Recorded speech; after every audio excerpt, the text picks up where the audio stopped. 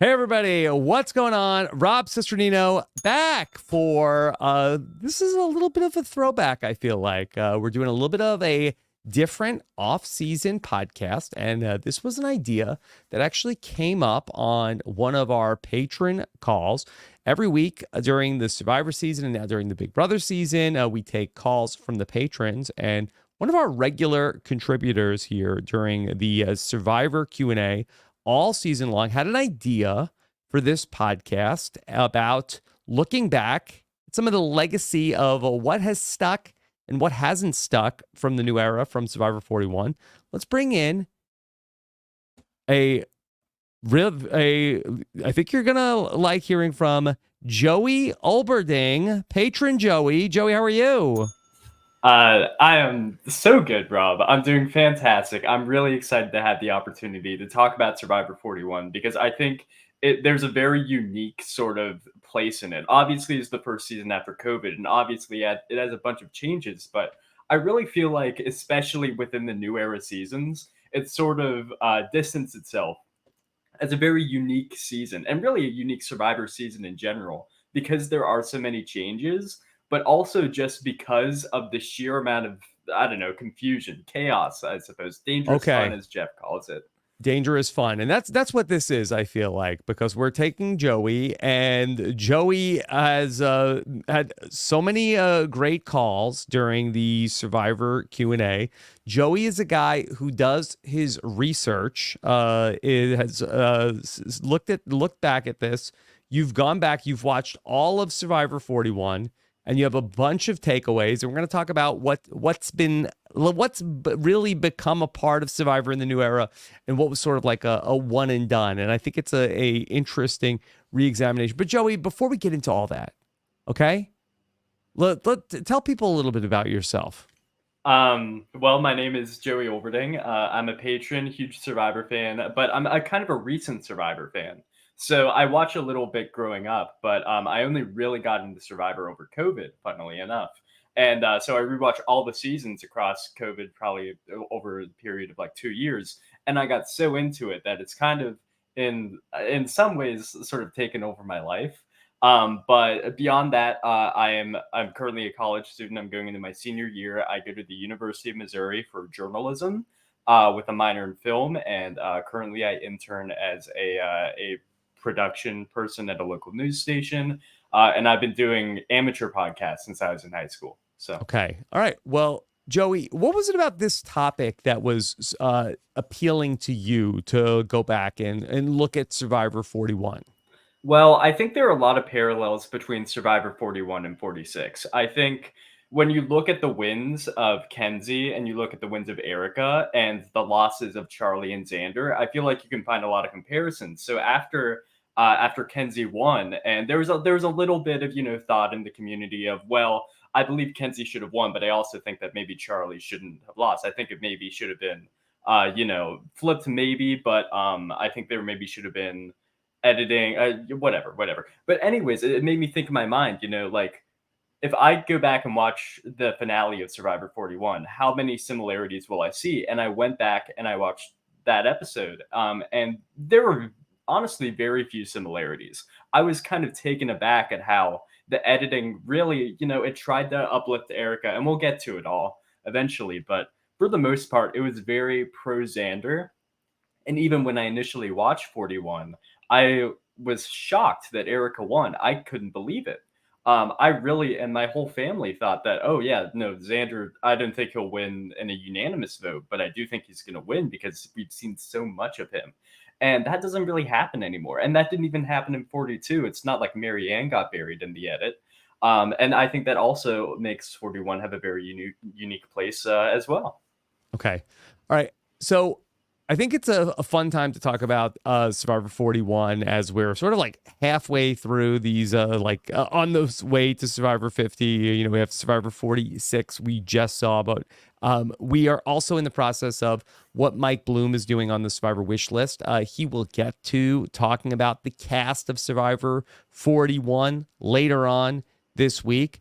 But we're really here looking at Survivor tried so much stuff in Survivor 41. I think that it's also fascinating to think about. And I know Zach Wertenberger did a video about trying to piece together the cast of the dawn of the new era and this sliding doors idea of what Survivor 41 might have been had COVID not hit at the moment that it did, where there were fire tokens and Rick Devens. And if Mike White had not said, yeah, but is it fun? And that really, this idea really permeates everything that they try to do.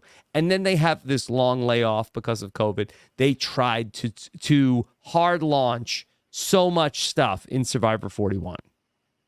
Yes, I believe the way that Jeff described it is, when you go a year without Survivor, you realize what he loved about it, and he realized what the producers loved about it, and that sort of created this dangerous, fun element. And I sort of think it gets to the first like barrage of changes, which is the changes to the show itself, most of which that we still see in effect today. One of the biggest ones, and probably the biggest one, is the change to 26 days. And it's sort of funny how Jeff describes it at the time, because he describes it as increasing the pace. Here's the Really pace. forcing. I rewatched the intro of this to prepare for the podcast. Yeah. And I don't know if we're going to talk about this separately, but could we just address Jeff talking to Yes. the audience to explain some of these creative decisions? Yeah, and I do think that ties a good amount to the editing, but I do think it's very interesting, especially if you want to get a good insight into literally what the producers and what Jeff are thinking at the start of 41. I mean, they tell you. They try to be as transparent as possible. Like, this is what we want to do. Are they super transparent about, hey, we're changing to 26 days, parentheses, maybe forever? Not really, but I do think it's interesting when he says, I missed you. Here's what we're changing. And for every new major twist they add, like the hourglass twist, they're like, we're doing something different. Some of you might not like it, but we're trying it. I think it's interesting, and it sort of speaks to the general thesis statement of experimentation, which I think is true of 41. It's an excessively experimental season by its very nature, all these changes. One of the things I thought was super interesting about that was, Jeff comes back and he talks about like, we missed you. It's been too long. Okay. But then he's going through it and he's talking about the changes. He's like, what do you want? We're changing the show. Yeah. Yeah, that's right. Like I said, it gets you a very accurate statement. We're evolving. Jeff's mind. Yeah. So it's interesting. It's like, okay, here's what we're doing, but there's also a little bit of like, hey, like this is we got to change it. Yes. And yeah, I mean, the changes to Survivor don't stop there. Obviously, one of the biggest elements throughout the entire season is the Survivor diversity campaign, which ends up playing a huge role in the trajectory of the season. Which they actually don't address. Jeff talks about we're doing this, and I don't believe that Jeff or production like verbally and maybe that was like if you did not know that had happened, like I don't know, you certainly see the diversity in the cast, but like you did not know, they did not talk about it in the show, that this was something that we're doing moving forward. That's true. And it's interesting because Jeff never mentions it, but the actual contestants do. Like that Black Alliance, they say like, this is the first time we have, the ability to really do something like this. So it's not like they're addressing it directly, but the whole thing, the entire thing is that it's always sort of there in the background of the season. And it sort of pops its head in and out sometimes in terms of, direct impact on the story. But it's always there, and it's definitely always in the mind of the contestants. And I think it's interesting, and that's a very important aspect of 41 as well. And 42, really. Okay, Joey, I don't mean to take you off in different directions. I know you have you're very organized. So, okay, so what's the first thing that we're hitting? Yeah, so the changes to Survivor, there's a lot of things. I'm just going to go through the list very quickly. The dangerous fun, the change to 26 days, a big one. The come on in thing, which we address in episode 1. The numbered seasons themselves, sort of the lack of an identity for a season. The no rice, which is now active in all New Era seasons, and the taking of the flint after losing, and the one pot, one machete that people get at the start of uh, of the of the game. And that's the changes to Survivor itself. And by itself, that's like, wow, that's a lot of changes. But there are also tweaks to the format. There's the three tribe format, which we've seen in every New Era season, and doesn't seem to slow down. The 18 people, which has been in every New Era season.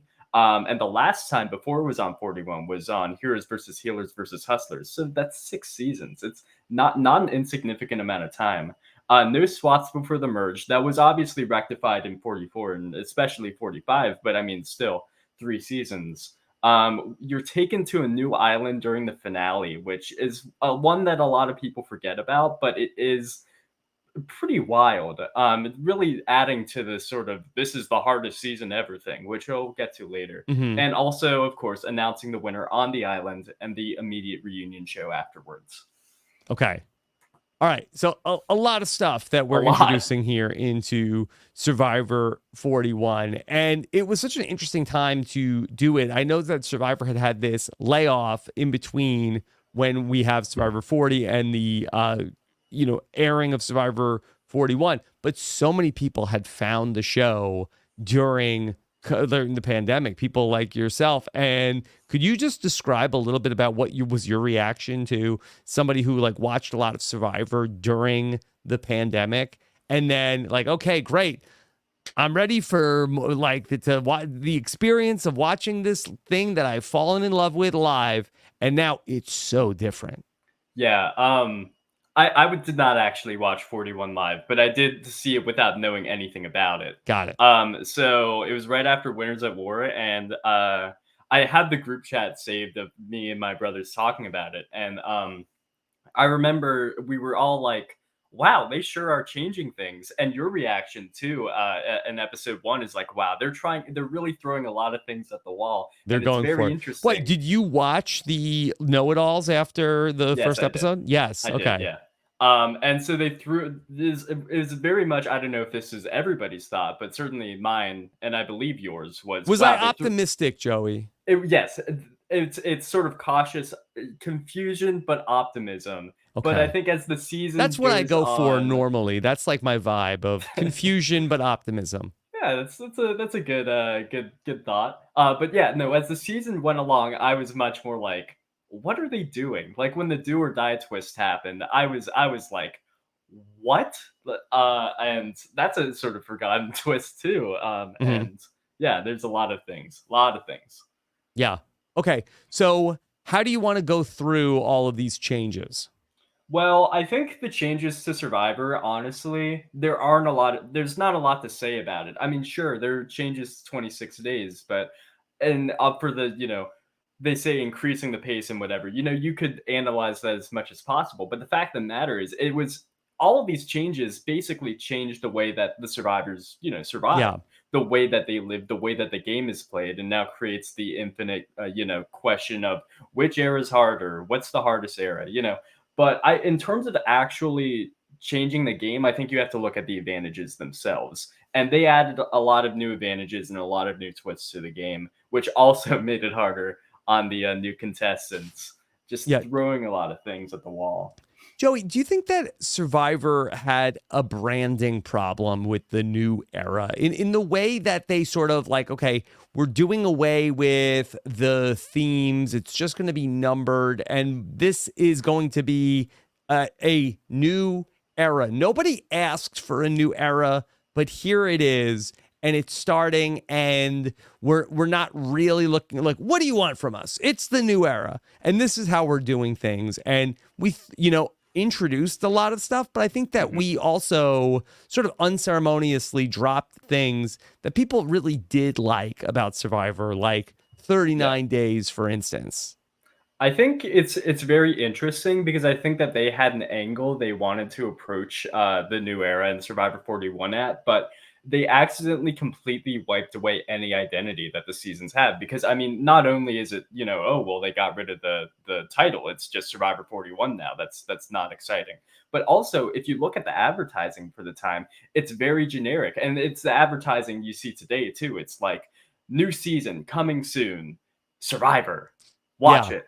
And Well, if you look back at the ads from even just, I don't know, like Kagayan, it's very unique, very striking, brains versus beauty versus brawn. And now it's just like new Survivor. yeah. Joey, the thing that I will say that from around this time was that Jeff also adopted the idea. And while it's not like on the page in the actual Survivor 41, is that somewhere in between Survivor 41 and 42, that Jeff really co ops this idea of the monster. The Yes, monster is yes. coming.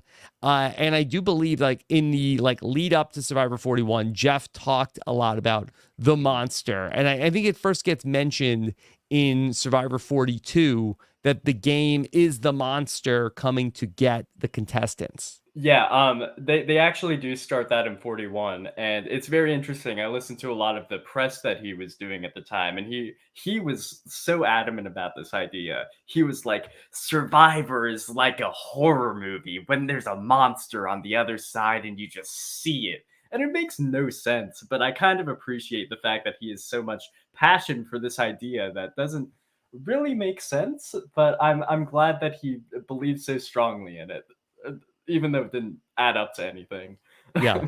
Okay. So Survivor 41 is going to introduce a lot of these things. Well, I mean, what do you feel like is working here from Survivor 41? Because I just that from a top level view, that I think that my feelings on Survivor 41, that I feel like I've been kind of down on Survivor 41 over the last couple of years.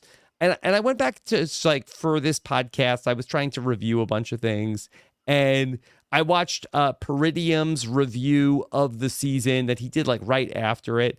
And like I feel like that there was a lot of good in Survivor 41 that I feel like I kind of forgot. And I feel like that my lasting impression was sort of like the hourglass, and like the winner didn't have an edit, and it was confusing, and there was a lot of twists. And I feel like that my like lasting impression of Survivor 41 was that it's kind of a mess and hard to follow.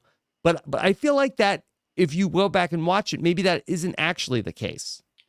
um that's an interesting thought, and I'm kind of am with you in the sense that when I was initially sitting down to rewatch this season and take all these notes, I was thinking in the back of my mind, Survivor 41, I just don't think it's a good season. And the more I watch it, and when I watch that season, I gradually like grew to appreciate it. I'm not necessarily saying it's even a good season, but I do appreciate it way more now than I did. And I think the thing about it, and the reason why it feels like a mess, really does come down to they throw so much new stuff at the wall. It's like the naked gun of storytelling. They just throw as many things as possible, as many new advantages as they can, Yeah. and most of them don't really work.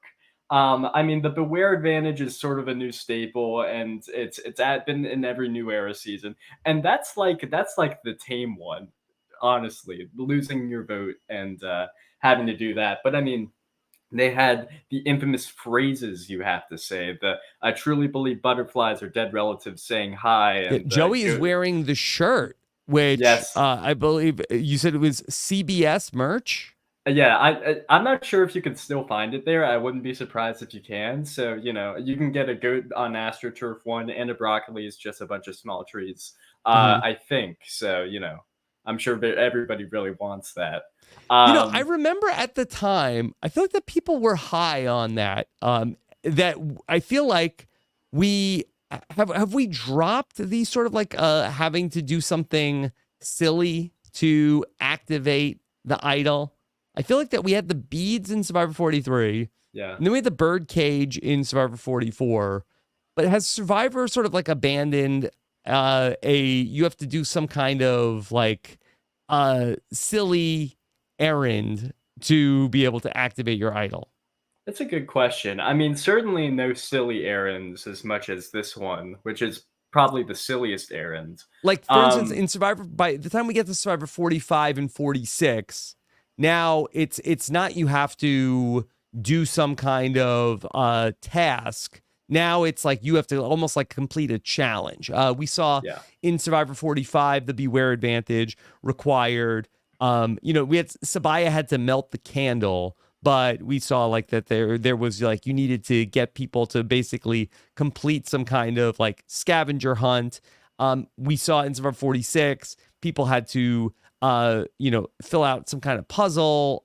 We saw Jem had to like measure and do some kind of equation. So I feel like that we've almost like completely gone away from the silly to now it's almost like you have to complete a challenge to activate the Beware advantage. Yeah, and my thought on that is it's probably, like I do think they got a good amount of blowback, especially by the end of 42 on the fun phrases thing. And I don't think the bead thing, I think that's basically a challenge as well. Maybe it's a little more, quote unquote fun, but it really is just like another challenge. It's not too dissimilar from a scavenger hunt in the Mhm. sense of like or even melting of the candle in terms of like you need to do this to do this. And also, I think the phrases kind of didn't work in the sense that when you said it, everybody knew you had an idol, and maybe that was intentional. Beware advantage, after all. But I don't think it helped the gameplay of the season necessarily. Um, but yeah, I mean, there are way more advantages too. I mean, the journeys really started here. I mean, technically they're an island of the idols and stuff like that, but the journeys as we know them now really started with 41, with the risk your votes, get an extra vote, get on a boat, choose a tarp or a steal a boat. And there's also the knowledge is power, which I do think is the one like advantage that I think really works in 41 and the seasons it's been on. I think it's very interesting, and maybe it's a bit too powerful, and it probably is a bit too powerful. I mean, that's why people play around it, even nowadays. But I think it really created some of the most exciting moments in 41 and 42. Yeah. So knowledge is power creates this really iconic moment in this season where you get the all right. Liana asks Xander, "Can I have your idol?" He's like, no, but you could have this fake idol."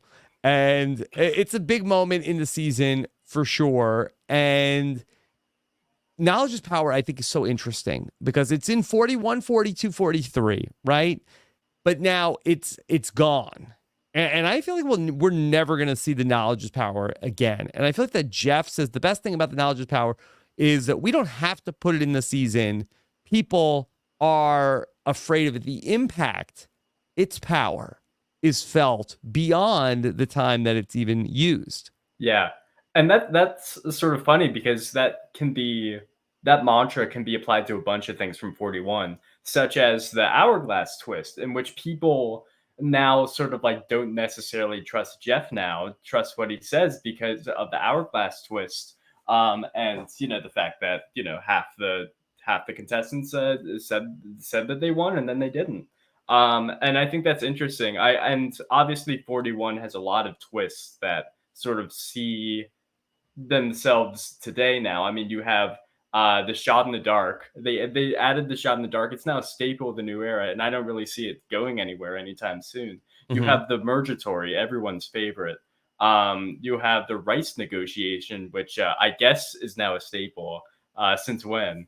But the split tribal council, which is also now a staple.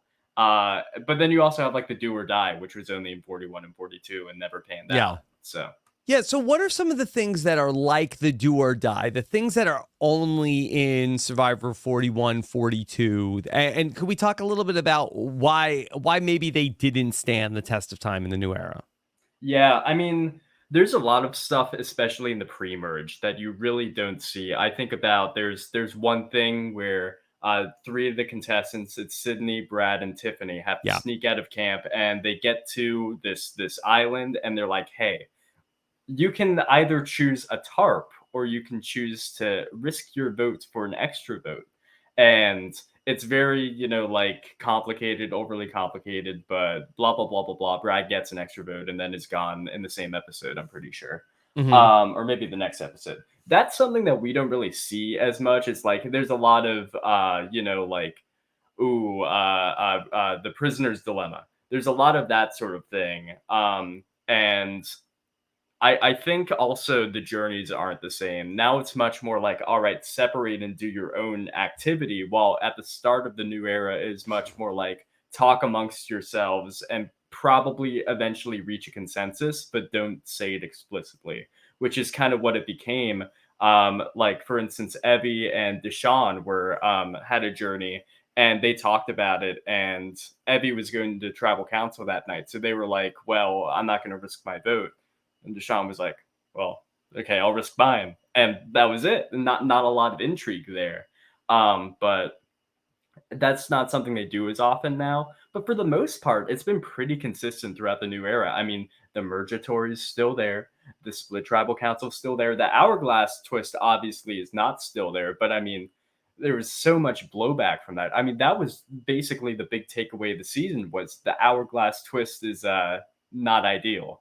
So For sure, in a lot of different ways, both for the players on the island and also for the audience as well. So, let me know when we're gonna like dive into the hourglass.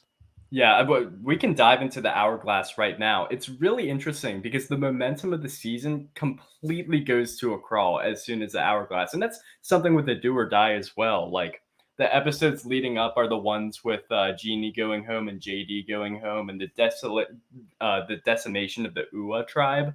And they're good episodes. And then we get to the hourglass episode. Nobody gets voted out. Yeah. Just a complete kill of momentum.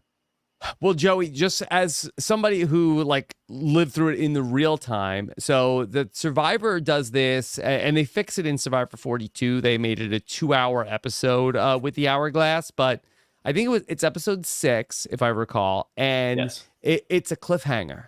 What's Mhm. Erica gonna do? Is Erica gonna break the hourglass or not? And it's like the dumbest cliffhanger. I was like, well, why wouldn't she? Why wouldn't she do it?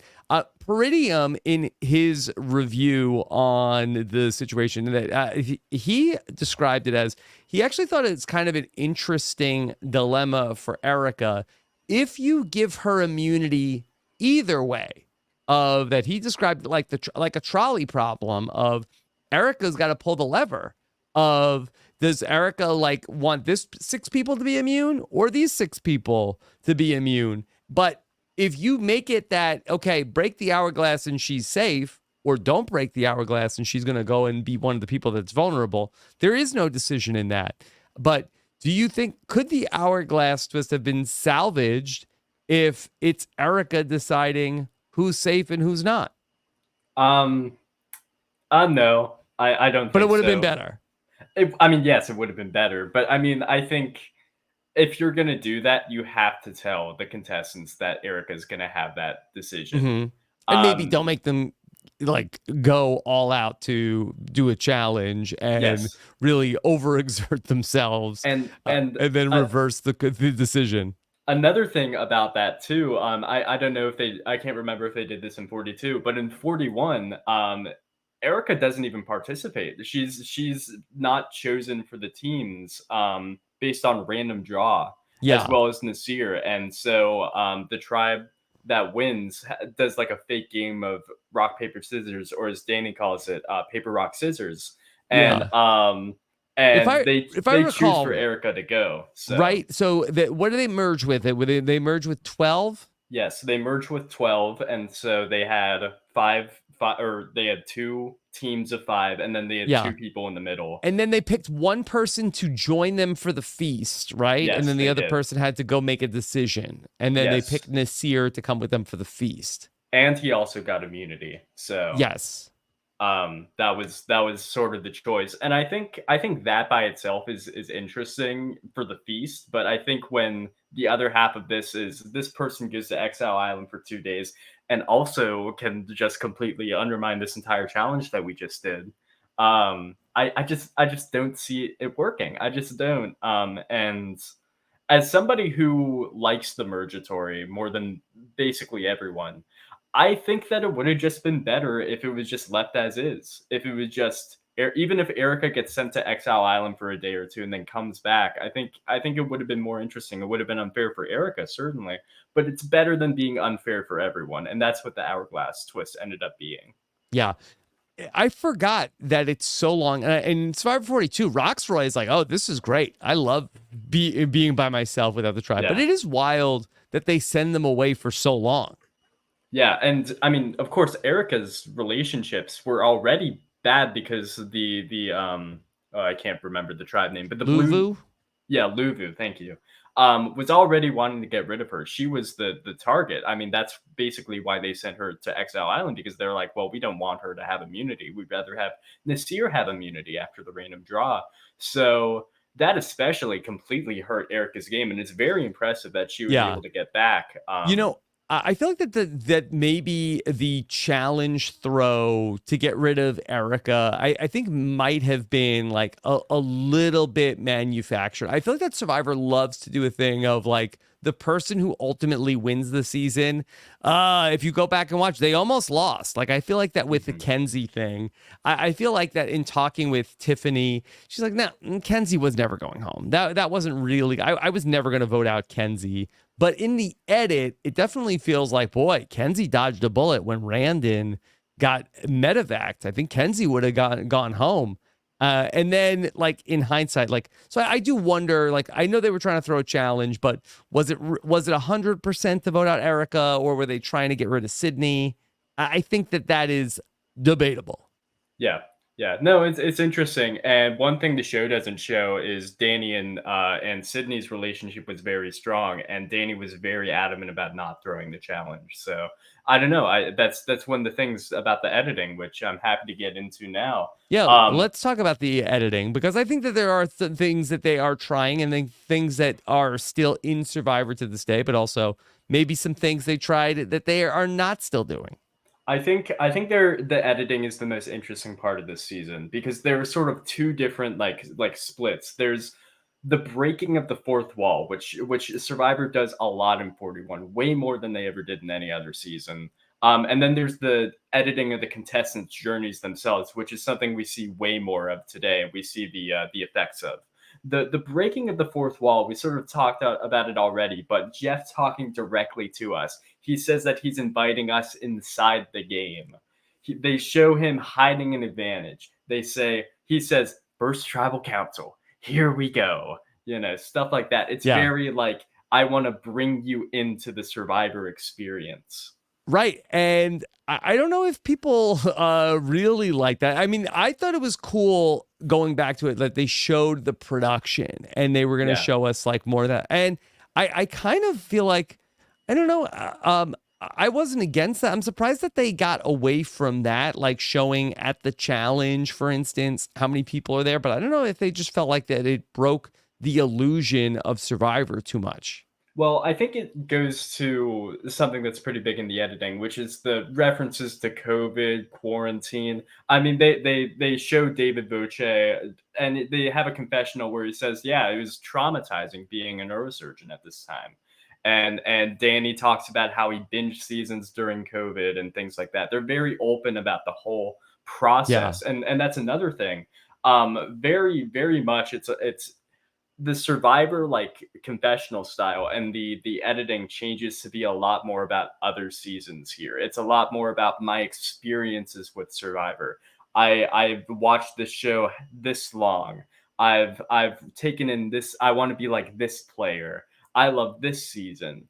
It's like a Hmm. celebration of Survivor almost from everybody involved, since most everybody being cast at this point, and certainly now is our fans or super fans, and that's Yeah. about it. Something else that I noticed was that they're talking a little bit about like we get to have this experience. Other people, they don't get to do this right now because when the season is filmed, and I don't know the exact dates, but I think it's either like March or April of 2021. So, 2020 happens, sort of wipes out the whole year of Survivor. They like end up coming back like a year after they were going to film the original Survivor 41. But really, I mean, people are still very much like in masks, and the world is very much not reopened at that time. And so for the people going out on Survivor 41, they're sort of like in their own, like they used to use the term a lot, like a bubble of that. Basically, they go through their 14 days of quarantine. It's like, hey, we don't have to wear masks. We're out here in our own like little like non-COVID world. Yeah, and I think that sort of ties in the fact that it's so different. It's its own little bubble. I think is maybe part of the reason why the editing and the changes for Survivor feel so vast. Because even in the editing themselves, they'll have the contestants saying things like, "This isn't anything like season one. It cannot be overstated how hard this season is." Really say, I mean, you could say that that's sort of gassing the season up, but But they still there say that. and Yeah. I still say that also. But Mhm. it really, I think, shows that like they wanted to do something different after COVID, and they really wanted to change things up. And maybe they experimented a bit too much, but they were really adamant that it was the right thing to do. Um, yeah, but it's interesting, the editing, because there's a lot. One of the most interesting things to me is something that they didn't really do in previous seasons that they do a lot now, which is flashbacks. We saw this with Jem's Idol in 46, but it happens a lot in 41 where they show us information afterwards that we don't get in quote unquote real time as the audience. One of the biggest examples of this is Erica revealing that she smashed the hourglass and then flashing back to previous I guess earlier in the day or the previous day when she did that. And also the beware advantage, when Liana asks Xander, "Do you have the idol?" We get a flashback to the plan that we didn't see put in place about getting this fake idol and fooling Liana. Um, and that's something in editing that kind of bothered me. Not necessarily for the fact that it's non-conventional storytelling. I appreciate that aspect of it, but I think Survivor's strength has always been its unpredictability, but still being able to be a linear show. You see the start of a day, you can know that by the end of the day you'll have the full story. Um, and that just wasn't true of 41. And I think maybe they thought it wasn't exciting enough. They thought that they had to do that, and they still think that they have to do that in order to craft a compelling narrative. But the thing that makes Survivor so interesting, and I feel like this is something that many people have said, but it's the human on human connections. It's the strategy, but it's also managing all these different kinds of people to try to get yourself to the end to win $1 million. And I think at this point it was so focused on the twists and advantages that they thought, well, how's the best way that we can get the full extent from this advantage in the edit? And that bothered me. Joey, do you feel like that Survivor is still using that device of editing these stories out of order? Editing these stories out of order. I think that they don't do it as much, which is good. But I mean, I think they do to the extent that, I mean, it happened last season in 46 with Jem's Idol. And that was kind of it. What didn't end up being a pivotal piece to the puzzle, in the sense that Jem it got blindsided with that idol. But I think I think that they still are a little they're because the advantages are still there. I think there's a part in the back of their mind where they say, well, we have to show all the advantages. We have to show, the impact of these, but we also can't overload the viewer too much, which is something that they did in 41. So I think it's an interesting thought. I don't have a great answer, but they do it to some extent, certainly. Yeah, I think one of the most fascinating things about this conversation is that Jeff will do like a lot of press now and talk about how, for instance, I think that the whole idea of spicy Jeff is like, hey, we changed something. I'm bringing it back. I'm going back to what I used to be doing. And I feel like that this is often met with people seem very excited whenever they announce, "Hey, you know this thing we changed? I'm going back. We're stopping it." And I feel like that Jeff's demeanor is very fascinating to track through the new era. Yeah, that's a great point. And I think part of it is obviously like, I wouldn't say nostalgia like glasses necessarily, but I do think that there's a sense of like, well, the old seasons had this, so therefore, if the new seasons don't have this, then it's a downgrade. But I think the experimentation in Survivor 41 is interesting. I think it's something that had to be done eventually. I think if you look at Survivor had been experimenting throughout the late 30s, but I think after Island of the Idols, they I do think that they had to change things. And they changed things a little with Winners at War with the fire Yeah. tokens, but I No, think can I ask you why after Island of the Idols? I think the controversy and especially the reaction after Kelly and Jeff's little sit down, I feel like Survivor knew that they had to be more I don't know. I don't know the best way to describe it, but the response was bad and they had to improve it. And they had to do a better job at highlighting contestants' journeys. And I think that's something that absolutely shows in the edit and absolutely shows in 46 because with Kelly, we didn't really get a sense of what she was actually going through, her actual emotions in the game. She basically tried to tell us. She told the producers, but we as the audience didn't see it, and we didn't see what Dan was doing. And I feel like it's not exactly the same thing, but in the new era, you get a lot more of this is what I'm going through. These are the emotions I'm feeling. This is what I honestly think of the game right now. It's getting to me. I mean, we saw in 46, one of the first um, big moments we see with Kenzie is Yeah. her crying, and you wouldn't have gotten that even in well, maybe in Edge of Extinction, but Yeah. not David versus Goliath or any of that. Well, But that's interesting that you bring up the Island of the Idols because I do feel like that the other thing about Island of the Idols was, and there was, all this controversy, and there were a lot of like if Survivor 41 was going to be a normal season, there were going to be a lot of new things in place from production to be able to, give the contestants, more resources in terms of like being able to talk about anything that was an issue. um and that was the new first season that was going to be filmed. After that, they had already filmed Winners at War, and that Winners at War was of filmed back to back with season 39, so they had already planned a lot of new things that they were going to try to be doing for 41. But then that was sort of then coupled with all of the changes that also came out of the year off and then the COVID restrictions and the diversity pledge. So they really were like trying to add a lot more layers to this production. yeah, we already sort of talked about the changes to the format, but that's an important one that's sort of unseen is that response and that need for a response in its own way. And I do think it ties into the sort of editing for the contestants' journeys. I Yeah. already talked about the crying in 46, but I mean, when you look at the questions that Jeff asked during Tribal, especially for somebody who's about to be voted out, it's a lot of why are you here? It's a lot of Yeah. what is your journey? And basically every contestant gets their general exposition, they get their videos, their flashbacks, the images of them when they were younger, etc. And that's something that we see, still today, and it's not going away anytime soon. Yeah. But they And also, Joey, I yeah, think a lot of that came out of the diversity initiative, and a lot of the former contestants who came forward and said, "Hey, I didn't get to talk about like you portrayed me this way," and I think that the production ends up being like very sensitive to trying to make all of the contestants feel good about how they're being portrayed on the show.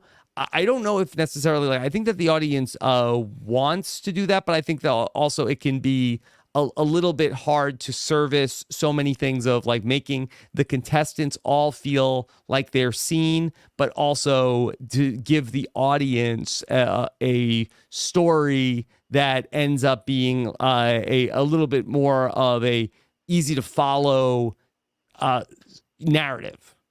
yeah, and I think that's something that Survivor has done a better job at over time. But I think 41 has those moments as well. There's a lot of, you know, do we really need to know the story of Brad Reese or whatever? But there's also some really honestly like emotional moments. We get Ricard talking about how hard it is to play Survivor when you're deaf in one ear, and we Hmm. get the editing sort of focusing on how it's tough to be, you know, a strategist and communicate with all these people when people don't think anything different of you, when you're completely processing things in a different way and having to read lips.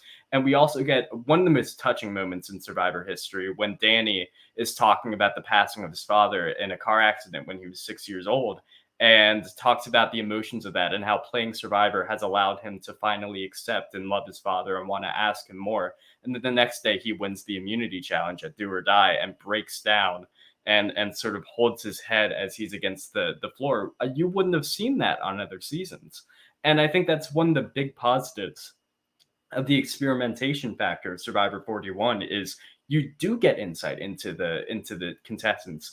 Sometimes it's very, you know, heavy-handed and it's a little too much, but I Hmm. mean, it's emotional. I mean, look at Survivor 46, that beautiful confessional about Tevin and the fish about his late father. I mean, you wouldn't have gotten that on Yeah. earlier seasons, and I think it's beautiful. And I think the longer runtime also helps them be able to have like a little bit of a balance. Maybe you don't need to do it for every single contestant that we have to flashback. Like the flashbacks in the more recent seasons, like, you know, they probably maybe flashback about like maybe for 5 or 6 contestants, as opposed to trying to get to almost all of them in these early seasons of the new era. And I think that the expanded runtime allows them to have like a little bit of a better balance where you're not flashing back for 4 different contestants in a 42-minute episode.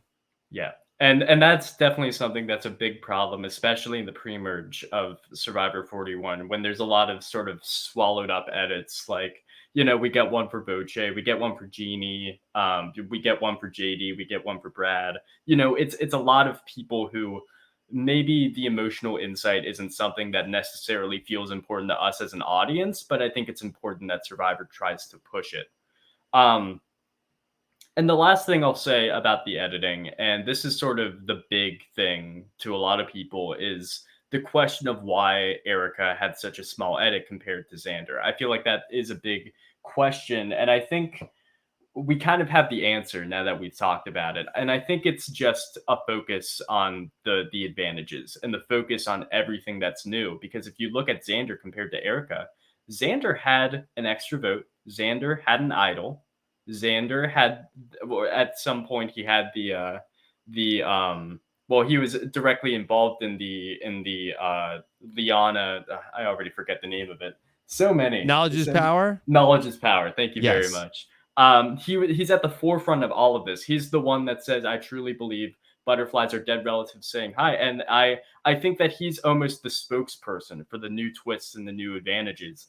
And so he has all the insight into all these new twists and what they do and what he wants to do. And the edit focuses so much on that they miss the winner. Don't have enough time in the show to show what Erica's doing and what Heather's doing and how they're a tight duo that gets to the final four. Do So you feel like going back and watching this, do you feel like that there are things about Erica's edit, sort of like when we go back and watch Survivor 43, there were clues that Gabler was like hiding in plain sight. Did you feel like, is that there for Erica? um no, not really. Hmm. It's kind of there, but it Erica as a contestant, as a strategic force, we don't get strategic insight until after the hourglass twist. There's nothing. She's almost not even there in the pre-merge, and afterwards, she's there for the hourglass. But then she kind of goes under again and doesn't really pop out until I don't know. I'd say maybe final eight. I would say after the knowledge is power. Then she kind of jumps up, but even still, she's still vastly overshadowed in confessionals by Deshaun and Xander and Evie and all these other, and definitely Ricard and Shan. And you know, she's not a premier, she doesn't seem like a premier strategic threat. And then at the end in the finale, they really give her flowers and say, well, she's played a very smart game, but of course we as the audience, we don't see that. Hmm. We don't see it. Yeah. We haven't talked about Come On In, guys. Yeah, that's true. I mean, it's one of those things where what is there really to say Well, about you it? know I what I mean, thought was interesting because I was watched that opening Matt chat. Okay, so mhm. Jeff introduces everything and brings there. Everybody's excited to be there, and Jeff says, "All right, first order of business. All right, how do I say how do I tell people to come to the challenge? They're like, come on in, guys. Well, okay, I've been thinking about it. People say I'm receptive. Should I keep saying, come on in, guys? And there's looking for and it's actually Evie says, "Okay, you know what? Actually, and it's been well discussed. Like, should you have these discussions in a group on camera? But Evie ends up saying, you know what? Personally, I don't feel like come on in, guys. It doesn't bother me. Uh, and Jeff's like, all right, you heard Evie. It's settled. Come on in, guys. It is. And then they end up then later on, Ricard is like, well, actually, like I don't love come on in, guys. That to me is just Very weird. it's odd.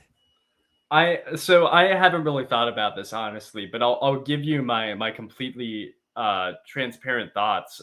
Like, do you think that this is like Ricard was like a scapegoat? You think? Because why would you put the everything in the episode and be like, well, it's official. We're not changing it, and then also show Ricard saying, Well, I I don't don't really know know if about this. like, and you could have just done it. You could have just cut both of Yeah. the things out, and then Jeff could have just been like, "Come on in," but maybe that they were like in their heads too much about like, well, because no, isn't it come on in, guys? So I don't know. It was just like, but I think it speaks to some of the things that are just still a little bit off from Survivor 41, but. Joey, I'm feeling like going back and looking at this, like I feel like the things that stand out are the things that didn't work. But do you feel like that Survivor 41 actually did do a good job of like laying the groundwork for what these next seasons are? And are we just remembering more of the negative things about what were the issues? I think yes, as viewers, it's very easy to remember the negative more so. But I think, and this is sort of my big thesis statement of Survivor 41. I think Survivor 41 is a season that shows the pros and cons of excessive experimentation with a 20-year-old format. Survivor's constantly changing. It changes every season, even in the new era when it doesn't feel like it is. It's changing. And I think 41 was so much change that a lot of people sort of recoiled at it, myself included. But when you look back at it, I mean, there's a lot of heart in the season. There really is. We didn't even really get to the Black Alliance and the importance of that. But I mean, there's so many aspects to it, and even the contestants themselves, like we wouldn't have seen someone like Nasir casted in previous seasons. I don't believe, and if we were, it would have been almost exploitation of himself and his personality. We wouldn't even see someone like Evie, certainly.